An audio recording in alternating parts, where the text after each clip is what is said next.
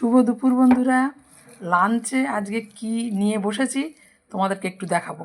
দেখো, সব রকম পটল, গাজর, আলু, রাঙালু সব দিয়ে মাখা, এই দিয়ে খাবো।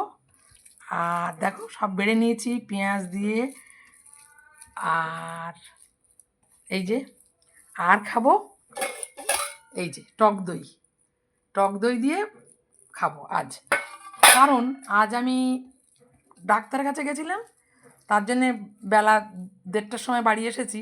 এসে সব কর্ম করে তখন আর সকালে করে রাখা ছিল। হ্যাঁ, এইটুকু রান্না বান্না তো করতে পারিনি। শুদ্ধ এত ভাত। বেলা এসে কাজকর্ম এদিকে করে তখন আর হয়ে ওঠেনি। তাই জন্যে এই সেদ্ধ দিয়ে ভাত খাবো। আর তাও সিদ্ধ করা ছিল। হ্যাঁ, সেদ্ধ দিয়ে ভাত খাবো আর এই টক দই দিয়ে খাবো। দুপুরবেলাটা চলে যাবে, রাত্রিরে আবার একটু রান্না করব।